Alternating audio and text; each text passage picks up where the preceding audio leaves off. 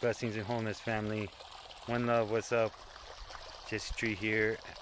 Hope you're having a beautiful day. I'm having a beautiful day here in my garden.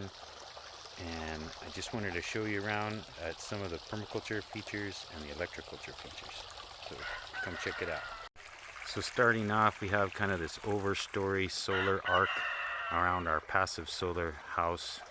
Got a shade sail up for the summertime to keep it cool. We allow natives like the pinon that are making cones right now to come. You know, it's a valuable nut, of course, pinon nut. We got here an apricot, and this is our first infiltration pond that comes off our acequia, which is essentially an Arabic word for ditch. That's what we call it here in New Mexico. And here we got a pear tree, and this pond makes an underground water lens, and this water running by it is going to percolate through infiltration and capillary action into the root zone of this tree and everything downhill.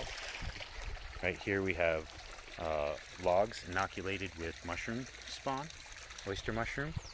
So you can tell it's kind of shaded here between the Mount Mahogany and the fence. And I have a little augmented spray irrigation system to keep it wet, so when it's cool and rainy I can augment and we get blooms of mushrooms out of these logs, which is wonderful. Then we have the incredible cardboard pile. I tried to save cardboard to be able to create soil with and do sheet mulching, but I ended up harvesting way too much, so now I gotta do something with this. And I'd love to just inoculate it with mushrooms and keep it wet enough, but it's hard in the desert. So anyway, there's another pond you can't quite see just above this, beyond that fence, and it's running into this acequia by this apple tree. And these are hugelkultur swales on contour that catch the acequia, and it runs through here, and the whole place just fills up like a giant pond, and it infiltrates deeply to water the root system of our trees and plants. Here we have an electroculture tower, so that affects the diameter of its height with electrical charge that it dumps into the soil.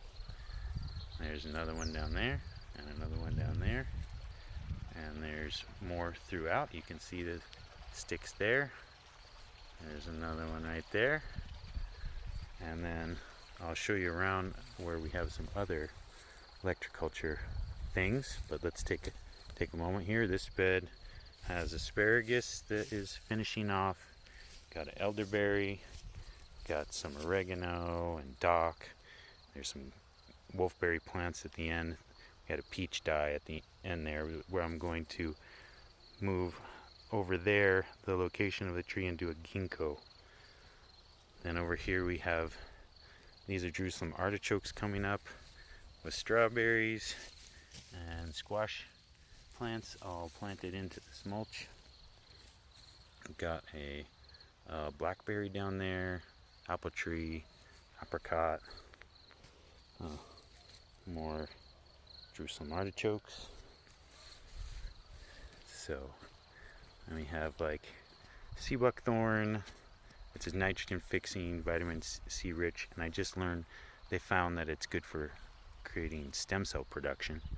And currants and donut peach, false indigo for nitrogen fixer. Here we have a goji berry that I just planted underneath it, which I'm gonna cut some limbs and liberate some space and light for that. Got a locust, a hardy almond, jujube, big tall gojis, this big electroculture tower with this monster garlic that, like the one right next to it, isn't as large as. You can see the sort of the action of the electroculture affecting the, in a positive way, the microorganisms and the plant health, just the way it does in breatharianism and our health, cosmic energy. Anyway, got apple, strawberries, dock, and Russian sage and currant, pecan. So now the acequia is starting to get over to here, and we'll let it fill up the rest of this system, and I'll turn it off, but you can see this great big soak that goes on in these smaller electroculture towers that I have peppered around in places to be. This is our where we grow annuals, so we got a little bit of potatoes. The roly-polies have been being brewed on my seedlings, but got carrots and peas and arugula and dill and such. Over here we got a bunch of melons coming. It's a Rocky Mountain bee plant. You can eat the leaves and eat the seeds like pepper. It's in the cannabis family, and it's kind of a nervine tonic. We got some cannabis, some garlic. So this is all just coming online.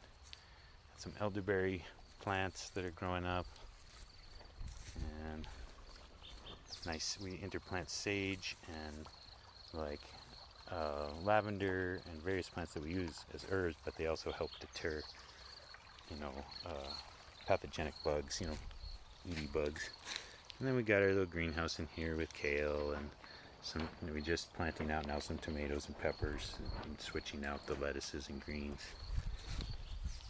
Last of all, this greenhouse, I just put a couple basils in, and I'm going to plant some more tulsi in, but letting this vine come back. This is Hoshu Wu, and I grew this before for 6 years and harvested the roots, and it's an amazing longevity herb. Some of you may be familiar with. I prepared it in the traditional way with, cooking it in black soybean juice and, drying it and such. So whatever the case, I'm going to do that again and just let that come back and grow on these tomato cages. So the whole idea here is kind of like a tonic breatharian garden where we have, things that help produce stem cells, vitamin C rich plants, and like the currants, the goji berries, the Hoshu Wu, the Chinese tonic herbs, things like dock and dandelion and such. And then also a survival garden with all the things like the Jerusalem artichokes that are popping up all over. It's a really great survival food, prebiotic. It's good to work into your diet to develop your microbiome, and then, medicinal herbs, the elderberries. I got like about 5 elderberries we kind of passed over, missed a few, but a medicine garden, yarrow, nettle, comfrey. We missed some of those, but they're there. Mineral accumulators and things to build the soil. So anyways, that's this side of the garden. Let's go see Callan's part. I also do some container growing, so we just growing potatoes in pots. These ones were just planted out, so nothing popping yet, but just an easy way. Here's Sebastian the cat. Hey meow, Sebastian. Camera shy? He wants me to play and get him snacks. Here's our cob cottage. We're getting ready as an Airbnb glamping unit. Trying to just get through the paperwork at the moment. And all